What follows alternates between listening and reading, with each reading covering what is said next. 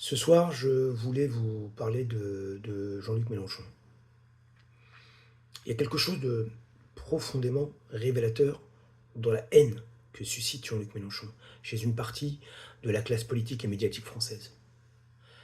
Non pas la critique, qui est légitime en démocratie, mais c'est cette volonté obsessionnelle de disqualifier l'homme, de nier jusqu'à son intelligence, comme si reconnaître sa stature constituait déjà une défaite. Quand enfin, il suffit de l'écouter. Écoutez vraiment.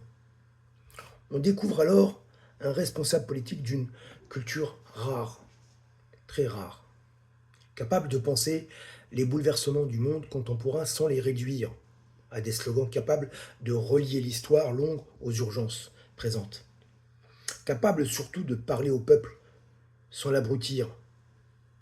Cette exigence intellectuelle, autrefois normale chez les grands tribuns républicains, est devenue presque anormale dans une époque où la communication a remplacé la pensée. On comprend alors ce qui dérange. Un homme qui politise les citoyens est dangereux pour ceux qui préfèrent les électeurs passifs. Un homme qui analyse les rapports de force est dangereux pour ceux qui vivent de leur dissimulation.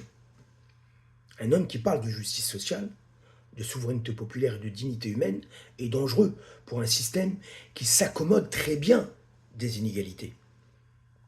Dans l'histoire de France, ceux qui ont élevé le débat ont toujours été combattus avec une violence disproportionnée. Jaurès fut insulté avant d'être pleuré. Les grandes consciences dérangent toujours davantage que les médiocrités rassurantes. Mais il y a plus grave encore que l'hostilité. Il y a l'aveuglement.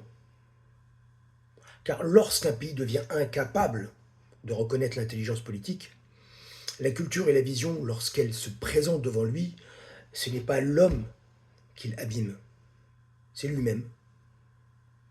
On peut ne pas aimer Mélenchon, on peut ne pas voter pour lui, mais refuser de voir ce qu'il apporte au débat public relève moins du désaccord que du renoncement intellectuel. Et l'histoire est cruelle avec les peuples qui renoncent à comprendre leur époque.